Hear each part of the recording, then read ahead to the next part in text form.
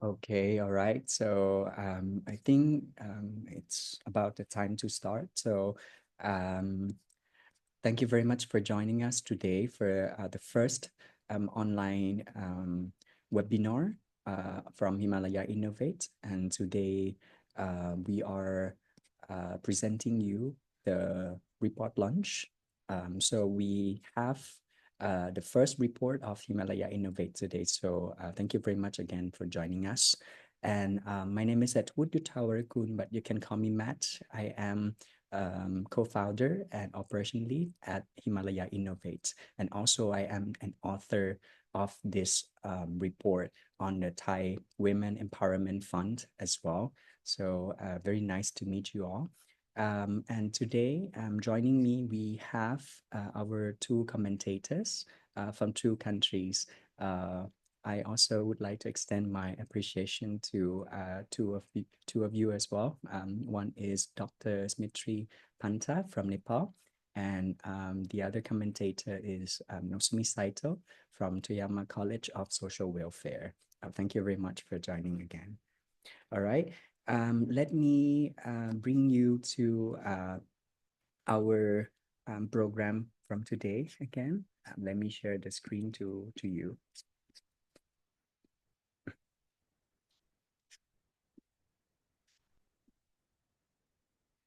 All right. I hope all of you can see my screen now. So today it's the launch of the report. The report name is Thai Women Empowerment Funds and Women Entrepreneurs Opportunities and Challenges. And it's organized by Himalaya Innovate.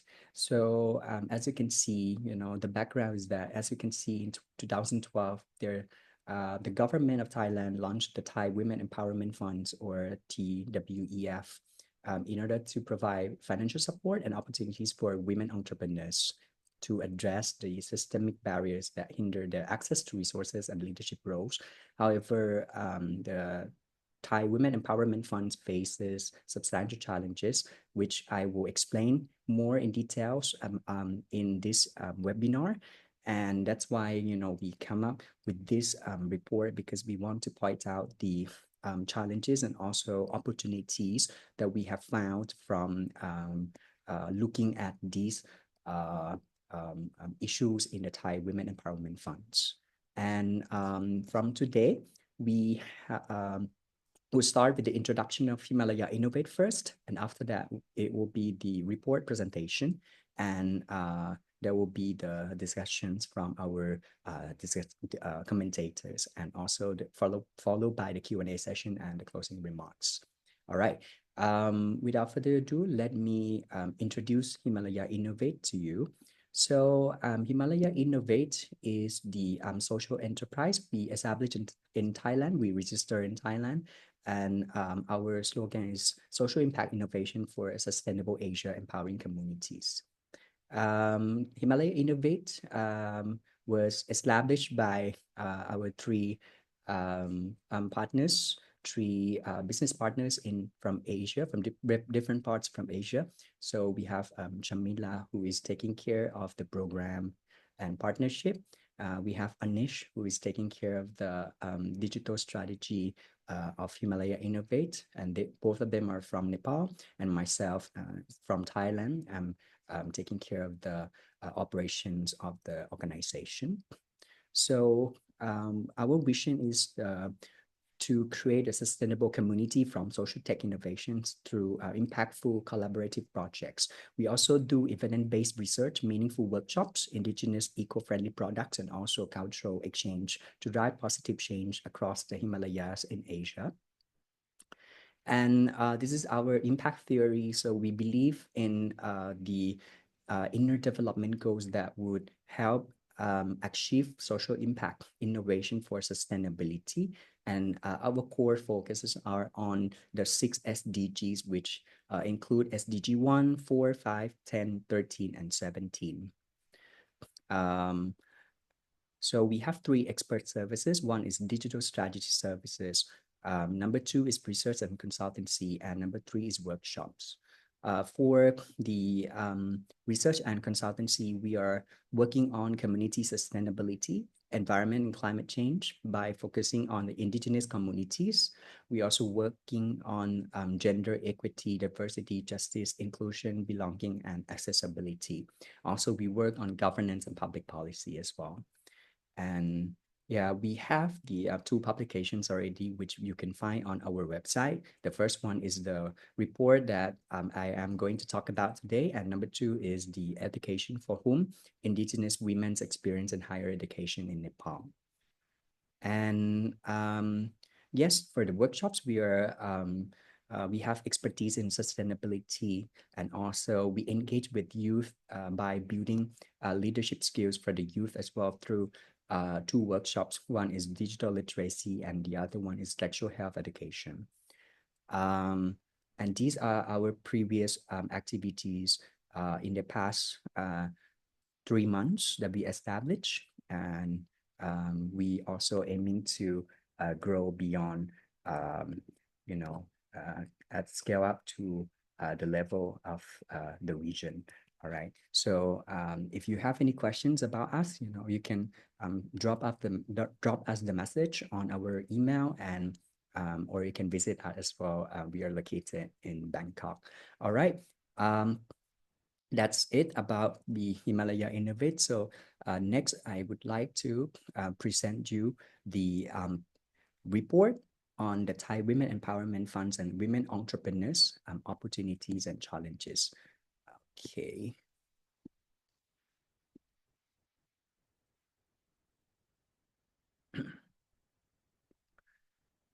All right. So again, my name is Matt Yutthaworakool. I'm a co-founder and operations lead at Himalaya Innovate, and I'm presenting our new report today. So these are the three content that I want to talk about today. So first is the introduction of the Thai Women Empowerment Funds. For those who are not really familiar with the Thai Women Empowerment Funds. Number two is the background and problems identification. And number three is the policy alternative and recommendations.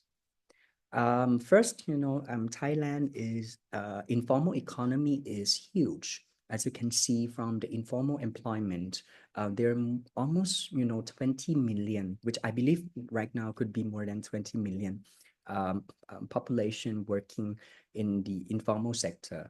Especially women. Women constitute around 45% of the informal workers, and however, when we look at the household debt in Thailand, we will find that 95% of the Thai households are in debt, and 80% among them are women.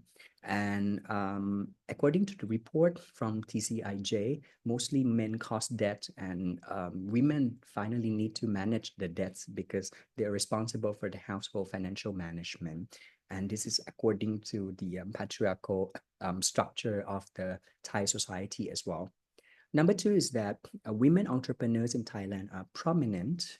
As you can see, you can walk on the street and see um, the women sellers, women working in restaurant or in small businesses or in micro small medium businesses. So women entrepreneurs lack access to bank loans, even though they are dominant in the informal sector.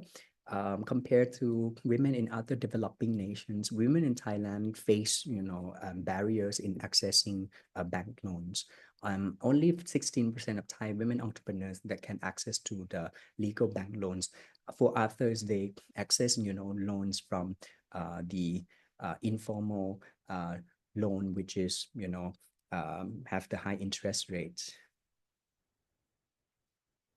Number three is that there are law and policy in Thailand to protect and empower women.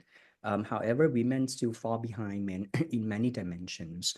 Um, you can see here in the Gender Equality Act in 2015, Thailand enacted this act long time ago, I would say 10 years ago, and established a committee to promote gender equality to protect and promote equal gender rights, right?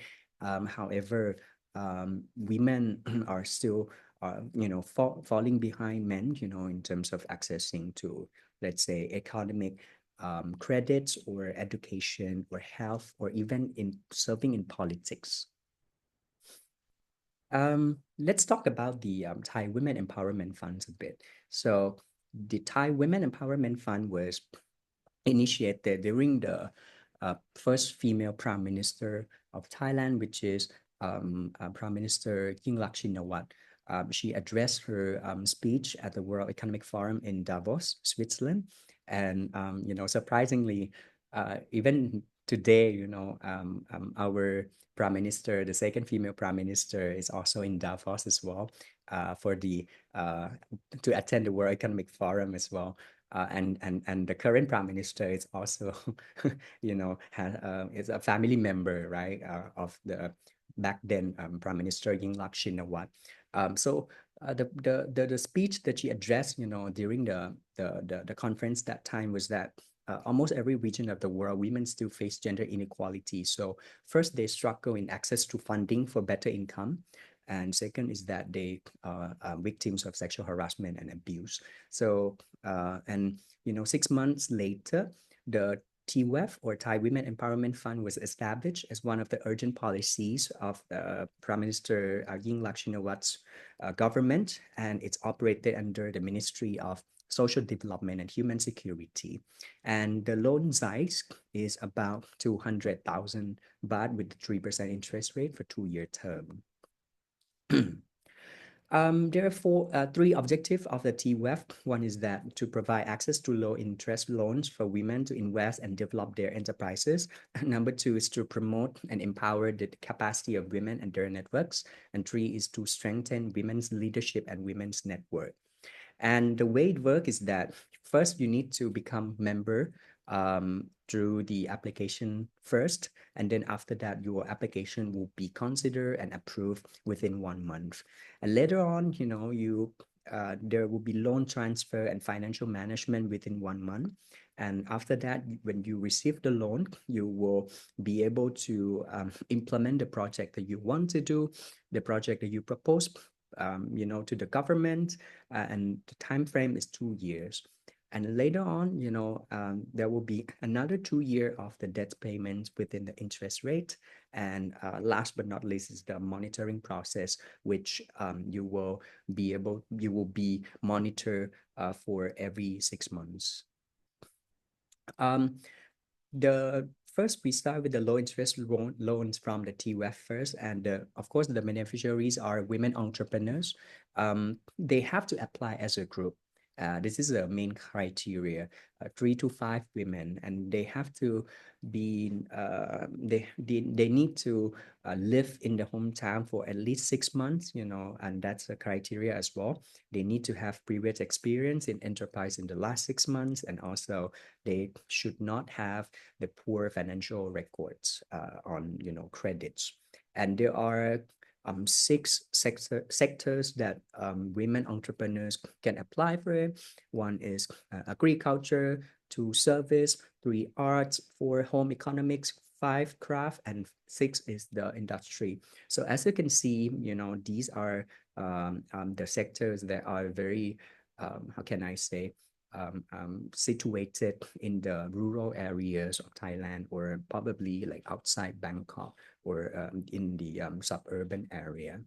For the TWEB stakeholders, I want to point out here, because as you can see, it's the loan. The loan is managed by the Ministry of Social Development and Human Security. And they established the National Office of Women Empowerment Fund, and it's very centralized, and they also manage like patriarchy like this, going down to the provincial office, district committee, and sub-district committee, until women entrepreneur receive the loan. And as you can see, this is one of the photos filed during the meeting of the National Office of Women Empowerment Fund. So when we were talking about the Women Empowerment Fund, right? So instead of having women sitting in front, or women as a majority group participating, however the fund is still being managed by men, and men, especially the governor of the province, is still the head the chairperson of the provincial committee of the Women Empowerment Fund. There is a problem here. One is the low engagement with women, especially in rural areas.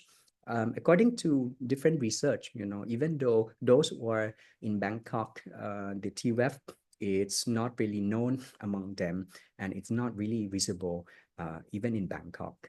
The number of government officers working on community outreach for TWEF are not sufficient in the rural areas as well, because most of the work is, situated under the Social Development and Human Security Office of the province.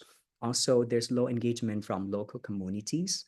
Many community leaders uh, are a member of the many committees, so they might not have, enough time uh, to, focus on uh, to focus on being member of the TWEF.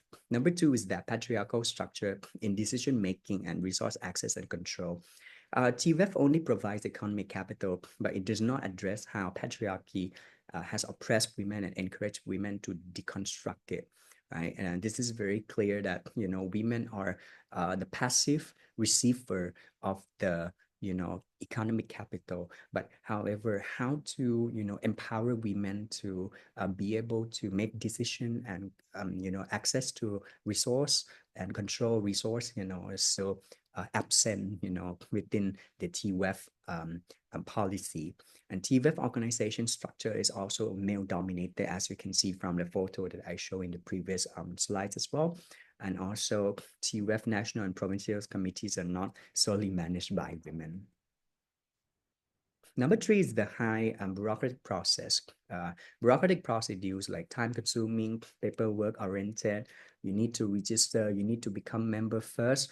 You need to wait for their approval and consideration. So that makes the TWEF is not really flexible for women, and not accessible for women entrepreneurs. Even though the fund mobilize accessible resources for women, it takes time for the provincial committee to approve the proposed project as well.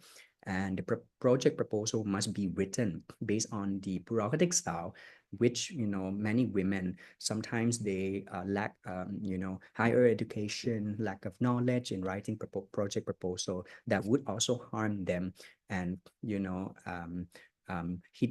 hinder them from accessing the fund provided by the TWEF. Number four is lack of women agency and empowerment. As you can see, is the top-down approach. It's not the bottom-up approach where women can be fully empowered. So women do not see values inside them, and the sub-district level of the TWEF office is voluntary based.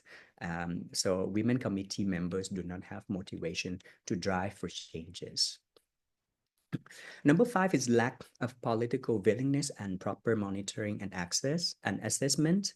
Um, when government change, that could be an effect, to the Thai Women Empowerment Funds for sure, especially in terms of management and policy. As you can see, the fund, was established in 2012, and later on, in 2014, Thailand faced the coup d'etat, and until now, even though the TWEF is still there, but it's not really promoted or supported by the government as it used to be during the prime minister back then, Yingluck Shinawatra. Because during that time, because she was the first female prime minister as well, so that's why the fund itself was promoted very seriously. TWEF is also criticized as a political agenda for politicians, for budget distribution. If you study Thai politics, especially local government, which we will have, the local government election soon, next week, next Saturday. TWEF is also, a political agenda where politicians can use, to um, you know, uh, to support, them by promoting this, to women groups. And the management of TWEF also lack proper monitoring and assessment as well after receiving the loan. So many women face increasing debt repayment. So instead of, promoting it, promoting women empowerment or promoting supporting women financially, the process of repayment is difficult for women because some of the projects might not go well and might lead to women's debt repayment difficulties. So number 6 is no opportunity for individual women entrepreneurs and inexperienced women. So as we can see, women need to gather together as a collective enterprise and bid for the project. They also need to show the evidence that they have the previous projects experience within 6 months as well. So these, um, hinder women from accessing this fund.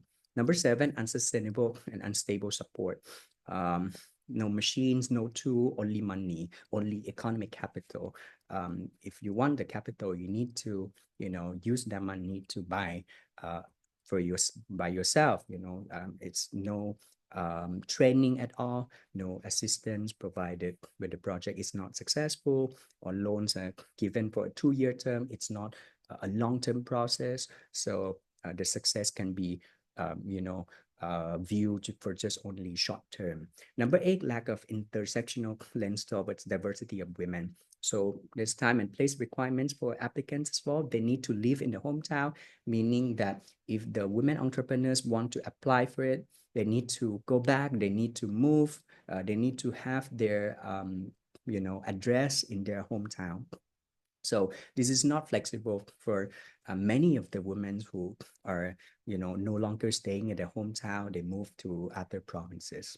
And also no specific encouragement to underrepresented women. The TWEF fund, only focus on women. But it fails to focus on women from different intersectional identities. For example, women from ethnic minorities. Those underrepresented women cannot really access to the fund.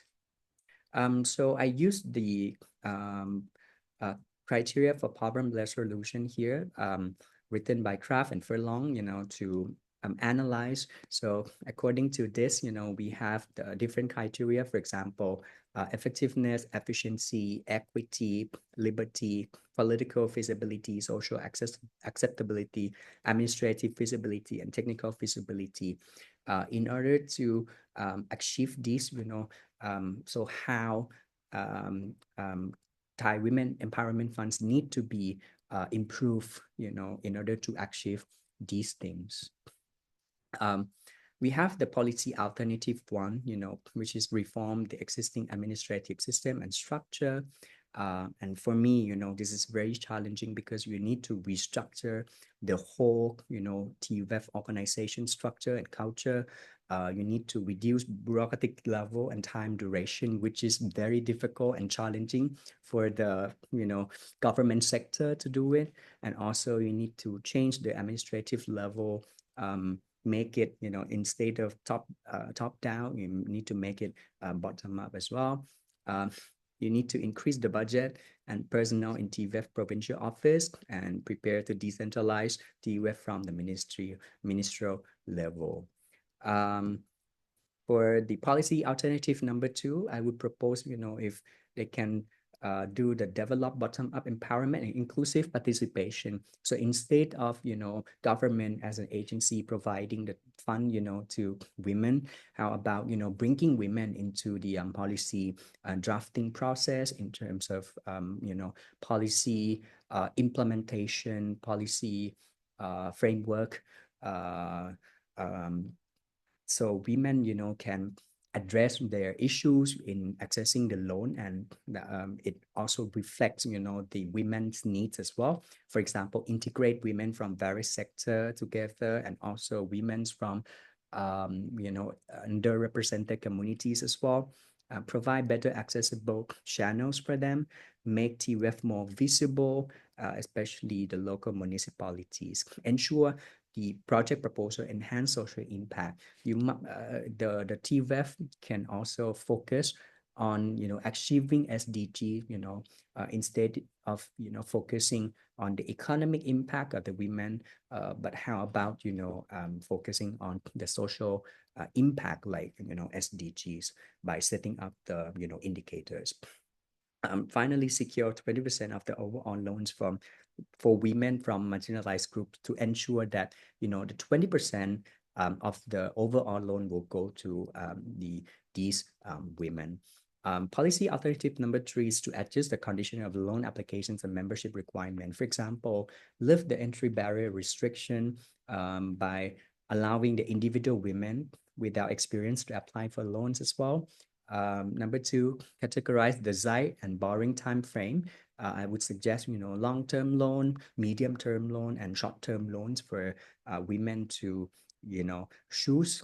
Some experienced women may choose, a long-term loan where they can, stabilize their small and medium businesses.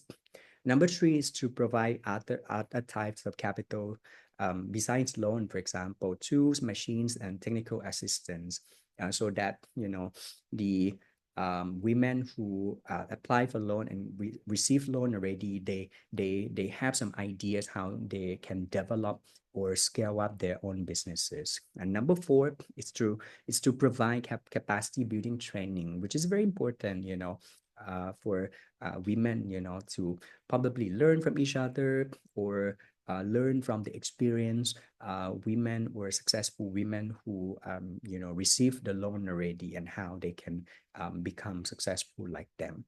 So these are the policy alternative and recommendations that arise from this TWEF. So that's it for my presentation. So thank you very much. If you have any questions, you can put it in the chat box as well. Also, we are doing the live on LinkedIn. So if those of you who are watching on LinkedIn, you can give your comments on there as well. All right. Thank you very much. Next, I would like to welcome 2 of our commentators to comment, on this report. First, I'd like to invite Dr. Smrittee Panta. Please, Dr. Smrittee.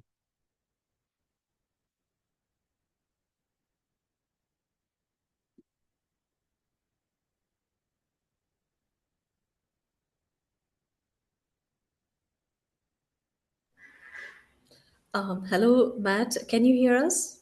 Yes, very Okay, well. great. First of all, thank you very much for this short but very detailed um, presentation of this study on very important issue, a project that is supported and funded by government and is intended to foster women's empowerment in different dimensions. So I think this is one of the signature projects that has happened in the past years, and the way you have presented the report, it really gives an overview of not just the recommendations and policy details, but also good background uh, for us as a listener to understand the issue in detail. Just some of the reflections that I want to highlight based on your presentation and the report today is in case of Thailand, you presented that there are significant progress in terms of women's economic empowerment, measured in terms of their participation in economy. But then that is limited to informal economy. And and in case of how women's empowerment is defined, we are still the concept of women's empowerment. We are still contextualizing, and we have come to an agreement that the understanding of women's empowerment should be bottom up.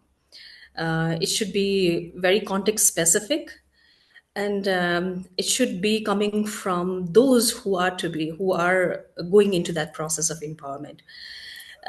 So here in this report, you have used World Bank's definition of women's empowerment in three different dimensions, which is good in because it's a review report, right? So you are reviewing different literatures and policy review. So it's a review document. So for that, it sounds logical.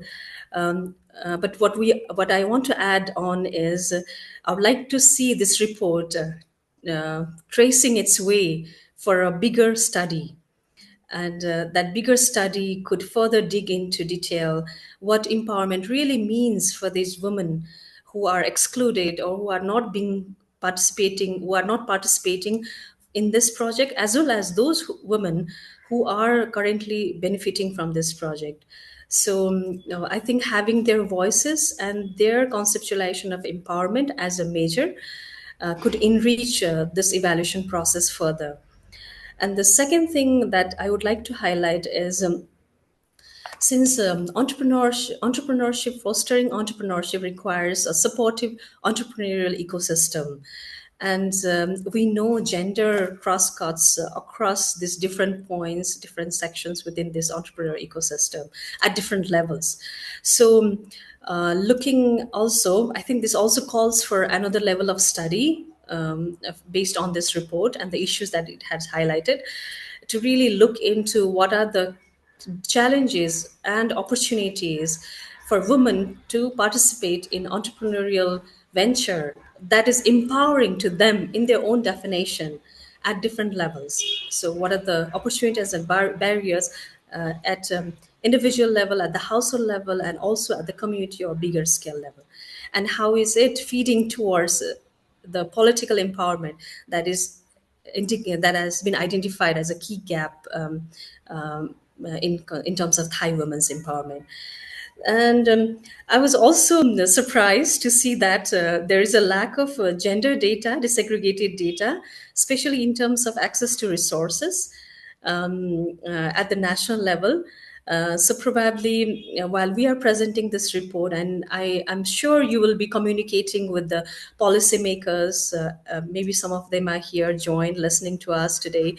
So this one point, gap in gender disaggregated data in terms of access to land, in terms of access to housing, in terms of access to finance at the national level also could be an important step towards it. Um, so compiling all this together, I think this report is very interesting and very useful to both academicians, researchers, practitioners, and teachers who are trying to expand their understanding in this area of gender and women's empowerment among entrepreneurs in case of Thailand. To wrap up, I would like to again highlight the need for this study to go towards an action research, and also more of a broader policy recommendations and influence. Thank you very much for having me here today. Thank you. Right. Thank you very much, Dr. Smith. Your points are very important and very interesting.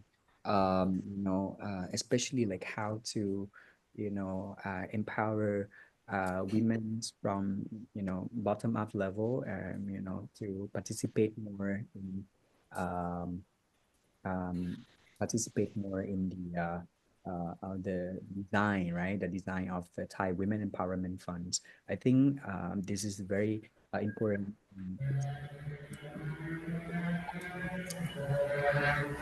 because women from the low income household are not really part of the design of the fund itself. Um, In terms of the gender disaggregated data, yes, it surprised me as well that Thailand, in some areas we still lack data that are that the disaggregate data, like between like gender, and also like sometimes like ethnicity, race, as well. So intersectional identities are very important for the national report or national statistics to highlight. And last is the national, how we can empower the women entrepreneurs to scale up, not just only become a passive receiver of the fund as well, but how they can inspire like other entrepreneurs, they're like-minded entrepreneurs, other women entrepreneurs. That's very important. Also, Dr. Smrittee, I saw one comment on the chat box um, from Jay, Chulalongkorn University. He asks, is there similar funds as TWEF in Nepal? Do you have any ideas about funds like this in Nepal? Yes, we do actually. So, women's empowerment is also a top in our agenda. So, there are funds in the name of president. So, we had our first woman president a few years back. So, there was Women Empowerment Fund. But it would be interesting to see how that worked and who were the beneficiaries. So, an interesting study can be done in Nepal too. However, in Nepal, there is another model which has been promoted to improve women's access to finance. So, it's called cooperative model.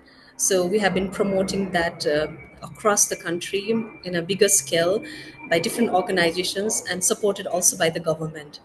Um, so we have women's cooperatives who has similar modality like TWEF, but then not that complicated bureaucratic system, which provides access to loans for its women members. So it's a saving and credit kind of structure. But I think one of the issue that is similar in that you have pointed in TWEF and in this case of our cooperative is also just having access to finance is not enough, definitely. So it has to be supported by other technical capacity development initiatives and initiatives that foster social capital in order to empower women in all dimensions, women entrepreneurs in all dimensions. And I like the way you highlighted social capital as well, because in one of our recent study that we did among women cooperative members, we found that trainings have a have a different level of impact than we normally assume.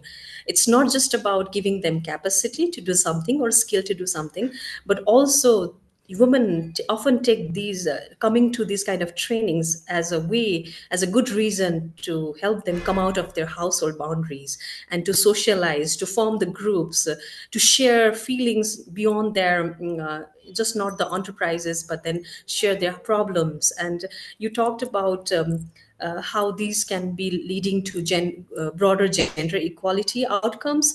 I think collective action is definitely the way forward. So these kind of trainings not just provide women an opportunity to enhance their skills, but also an opportunity to build their social capital. Okay. All right, thank you so much. Thank you.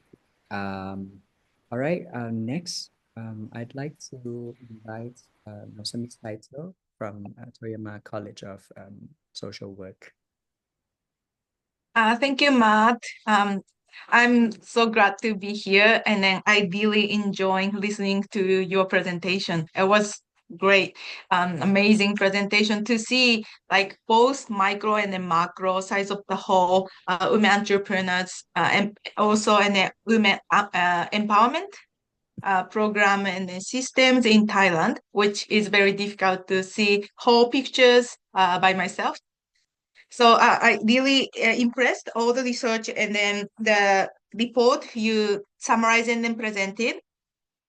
I've been researching women entrepreneurs and women empowerment in developing countries, especially in terms of tourism perspective. That I could see these issues and then challenges that women facing are not only exist in Thailand. It's also similar issues and then challenges in developing countries. And then some of the perspectives I surprised, like even developed countries women are facing many difficulties and issues too. So from your presentation today, I could see a lot of important parts like how to support women entrepreneurs to give the opportunity to access a lot of different resources, not only money or fund, but also infrastructures or human resource or like family support, especially. So that is very important perspective to learn and see. Using the data and your explanation is very helpful to understand. I would like to, because Smrittee already mentioned a lot of important and then great points. So I'd like to focusing on some of the points from my experiences and also your presentation. Like because my specialty is tourism development in developing countries. So whenever I travel many different countries, I realize that some of the stores or services or products are very similar to next stores. So it's very difficult to distinguish like their uniqueness or originality for the products or services. So, for example, some of the we know we need a training for women or women entrepreneurs to support their business to be sustainable. But also, in the training, we also need to learn together or teach how to add values for their current product or services. In that kind of detail supporting is very important for local women entrepreneurs, because if they copy and then keep the service and then the product quality as they know, and then they cannot increase their salary or they cannot increase the business incomes. So that is also need to support using the fund, but in more deep and efficient process too. And also, I think, as you mentioned, the networking is very important for them to not only for making the opportunities with women entrepreneurs, but also, as Smrittee mentioned, that it's good option or opportunity to leave the house and then talk to someone who had the same interest or same passionate stuff. And then if they can make the community or network system with different women entrepreneurs, not only with Thai women, but also from other countries, then they can share the tips or discuss with the issues or challenges to be useful for them with the diversity of the groups of women. So as Smrittee also mentioned that this is great research to see whole background and overview of the research in Thailand for women entrepreneurs. But we also need the different angle of the research, especially like exploratory research, both quantitative and then qualitative, to see what kind of the support they need or what kind of the environment or infrastructure we can make and support them is also needed, I guess. So it's and also I would like to know how is the relationship or network between Himalaya Innovate and also this the Thai government fund. So that could be also helpful for me to integrate this research and then Himalaya Innovate. So I really appreciate your all explanation and then the presentation. Thank you. All right, thank you, Nozomi, Saito Sensei. So to respond to your comments, I mean, your comments are very good. You know, you talk about how to add value, you know, to products and services that women entrepreneurs in Thailand could do. You know, I'd like to rest one example here. We in Thailand we actually have like one tambon one product scheme, which is like similar to Japan, what Japan have done, you know, for so long. Um, it's one district, one products. So, but right now it's no longer you know, one district, one product. It more than one products already, and they have different tiers, different levels for the product. So you know, within the district, different district themselves, you know, they need to compete with each other in order to secure, you know, the guarantee or, you know, the stars from the government. And of course, they want to have like a 5-star, 4-star, 5-star you know, or top products for sure. This is one way of, you know, adding values and to the products. And also, I think that TWEF could, you know, get can merge or can integrate into the one Tambon one product scheme of the government as well, because you know, some women are based on the requirements of the TWEF, you know, so women need to work, need to have experience in entrepreneurship for 6 months. So it might be a good, you know, start, the entry point for, you know, women entrepreneurs in local rural areas to, you know, start first, you know, and after that, they can, if they want to add more values to their products, they can, you know, apply for the loan, the fund from the TWEF itself. Um, your you mentioned about different angles of the research, that I would agree, you know, because in order to make the research more comprehensive, with, you know, not just only the policy review, of course, we need to, you know, explore, you know, the other angles of the research as well. For example, qualitative and quantitative. You know, for qualitative, we can listen, you know, we can work on the ground, listen to women's voices more, especially those women's, like those women that are not able to access, you know, the TWEF. So we need to understand like why, what are the barriers, and also we might need to have like some quantitative data in order to support the evidence that we gather from the qualitative field study. So to make it more, you know, comprehensive, and you know, we can present, you know, the data, both quantitative and qualitative, you know, to the government or the related organization, so that we can you know, solve the issue, you know, to the right point, you know, instead of, you know, navigating somewhere which, you know, we might not really understand. Yeah.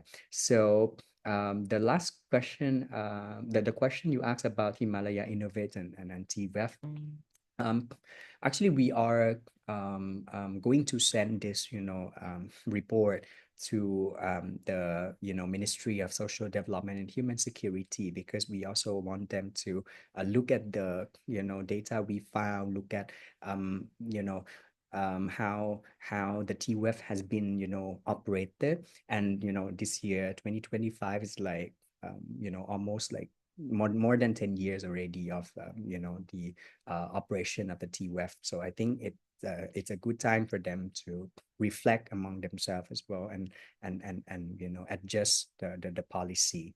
Yeah. And also, there's a comment on meeting chat here that is there similar funds as TWEF in Japan? Maybe you could jump in a little bit. Thank you, Matt, and thank you for your answer for my question too. Regarding the questions about the Japanese fund system, yes, we have some fund to support women entrepreneurs, but for the name of the fund, we in Japan we do not emphasize women. Like both gender can apply for the fund.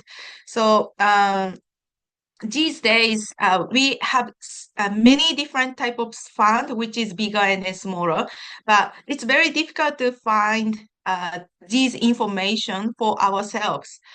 If I would like to open my business and I would like to become a women entrepreneurs, then we have to start researching by myself. So it's very difficult to find, and also have to prepare all like many documents for the government to get the fund. That means it's not very easy to receive the fund, and also it's very competitive. So what we are doing right now in Japan as like trend, one of the trends is we try to make the supporting system to encourage people to become entrepreneurs. So we have 47 prefectures, and then almost all prefectures now have a incubator supporting system or entrepreneur center. That means we can access freely, and then we can learn what is entrepreneurship, or what we need to prepare to become entrepreneurs. So that is a free consulting system, and then whenever we want to learn about entrepreneurs, or if they want to become entrepreneurs, they need to book and then go there. And then there are many seminars and also like a private consultations that we can receive. So that is also, it's not the fund, but also supporting system we are doing right now. I hope I could answer the question. Yes, very clear. Very interesting to see like how Japan has like incubator center, and how women, or entrepreneurs to access this kind of learning center, and have the supporting system, free consulting service. This is very, how can I say, helpful and also beneficial for women. All right, so thank you very much, Nozomi Saito Sensei. All right. We have one more question here on the chat box that I am and from Dr. Afshana. I am an international alumni living in Thailand. As a foreigner, can I apply for this fund also? I would say that the fund is still limited to the Thai national.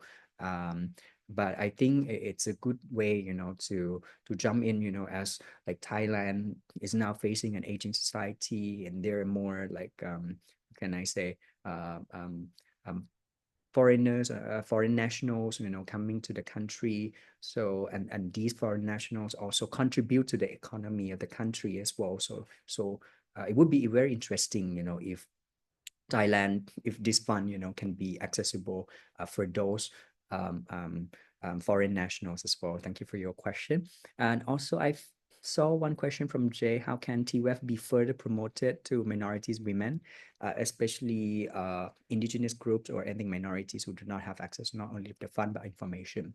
I would highlight, the right to information is very important, and it's stipulated in the constitution, right? So it's a fundamental right that every citizen of the country should be entitled to. So the right to information is very important. So one of the ways that we can do to promote the TWEF among the ethnic minorities, especially minority women, is that we can have the information in the local ethnic languages as well, the indigenous languages, so that they could access. And also sometimes the online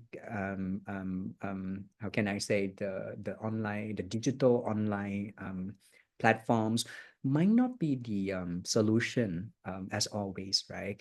One of the things that the local communities, local leaders should approach, should do the community outreach more to those ethnic minorities, ethnic women, so that they can get to know more about the funds, and then finally encourage them to be part of the fund. Okay. Yes, I think that's it for our session today. If there's no more question, I would request, if everyone can take a photo with us here, the group photo. So if you are on the screen right now, and if you can turn on your camera, maybe we can take a group photo a bit before we leave. Okay, all right. Okay, so taking a photo right now. So smile. 1, 2, 3. Okay, one more. 1, 2, 3. Okay. Well, actually, I saw some of the family faces as well, like Dr. Afshana and Anthony. I mean, thank you very much for joining. Okay, and also thank you, Dr. Smrittee and Nozomi Saito Sensei very much for joining us in this session. We hope to, collaborate and, work more, with you on related projects. Thank you very much for today. Thank you. Have a good day, everyone. Have a good weekend. Bye-bye.